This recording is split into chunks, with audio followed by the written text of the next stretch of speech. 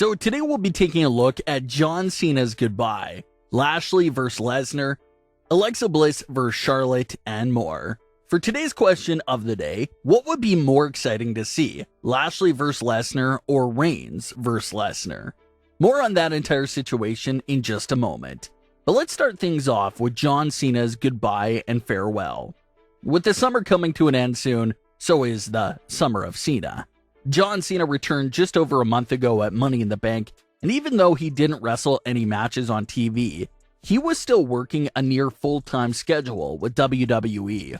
John Cena was appearing after nearly every Raw and SmackDown episode to wrestle dark matches for the live crowd, and even wrestled at so many live event shows over the last month as well.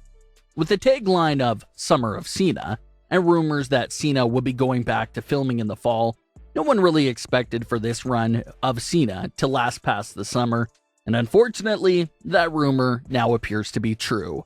John Cena confirmed that SummerSlam was his last date for this current run in WWE. Cena took to Twitter to comment on his goodbye. He had this to say, "Words cannot describe how appreciative I am that the WWE Universe allowed me the opportunity to return and perform. Thank you, staff, superstars, and most of all, fans, for giving me an unforgettable summer at home with my family. The journey takes me away now, but I'll see you soon." So that was it. Of course, it hurts to see him go, but on the bright side, SmackDown just got loaded back up with both Becky Lynch and Brock Lesnar. So that void left by John Cena has been instantly filled, so we're left in good hands with Brock and Becky. But we should see John Cena soon. The reason why he was away for so long during the last break was mostly impacted by pandemic issues and regulations. Like John Cena explained on several occasions, he wasn't able to make it to WrestleMania this year because HBO would have forced him to enter 2-week quarantine on the way back from WrestleMania, and it would basically hold up the entire cast and crew over there. So that's why there was nothing he could really do. But hopefully things continue to get better, and he's able to jump back and forth between movies and WWE, like he used to do pre-pandemic.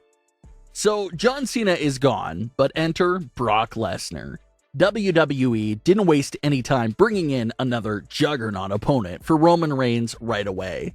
Seconds after defeating Edge at Money in the Bank, John Cena came out for Roman. Now, seconds after defeating John Cena at SummerSlam, Brock Lesnar came out. So, is this a new reoccurring theme here? Is there a line of major superstars just waiting to be next for Roman Reigns?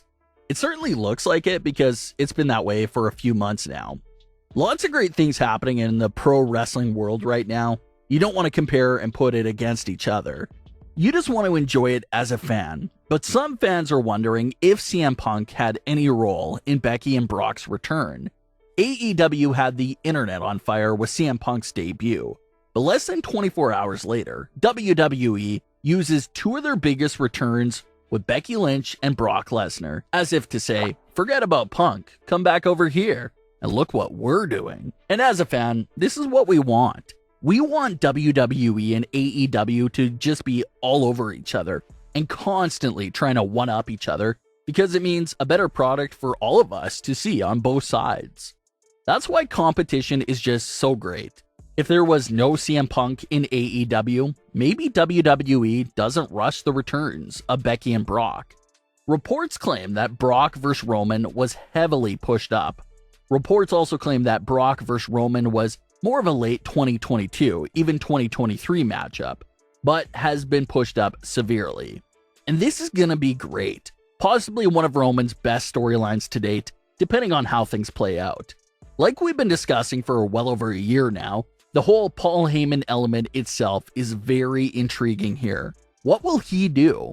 We've seen Brock Lesnar and Roman Reigns face off for what feels like a dozen times in the past, but this time around, it feels refreshed. It feels extremely different.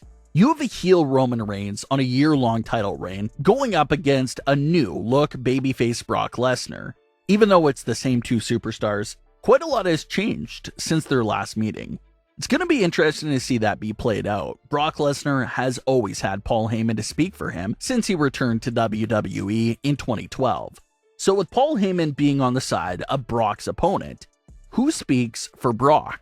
Fans have been desperately wanting to see Bobby Lashley versus Brock Lesnar, and technically speaking, both stars were at SummerSlam but didn't face each other on that big stage.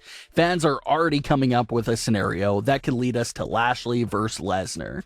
If Brock Lesnar does somehow dethrone Roman Reigns and Bobby Lashley makes it to November as WWE Champion, that means the two of them will be forced to face each other in the traditional World Champion versus World Champion matchup at Survivor Series.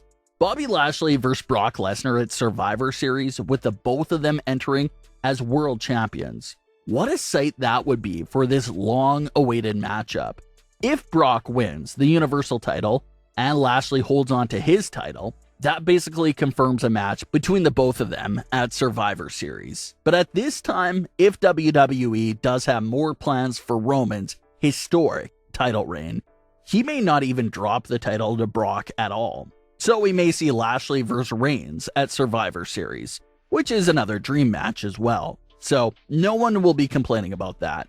Survivor Series is also the rumored start date for the Roman Reigns vs. Rock storyline.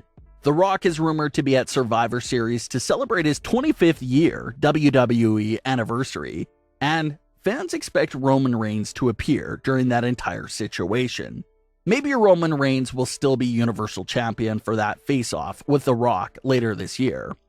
So, there's a lot going on right now with Roman's story. It's one big opponent right after the other, so it's going to be a lot of fun to see how that will continue to play out there.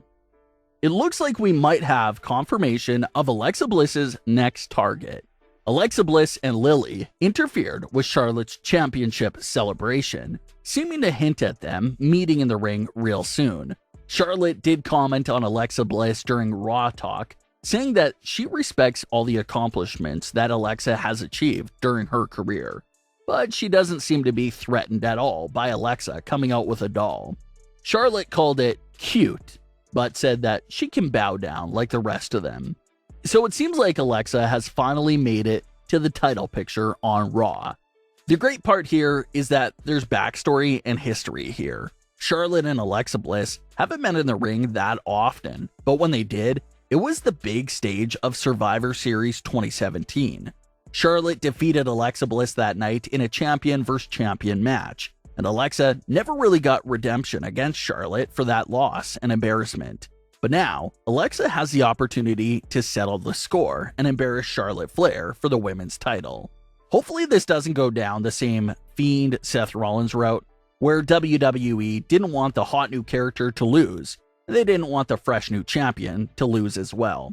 Everyone remembers the horror that happened there, so hopefully that doesn't happen here. WWE seems to be obsessed with the short Charlotte Flair title reigns. She may be a 12-time champion, but if you're looking for a long reign from Charlotte, you're going to have to go back a few years to find one. The new thing when it comes to Charlotte is just having short title reigns that continue to stat pad her all the way up to being a 16-time champion.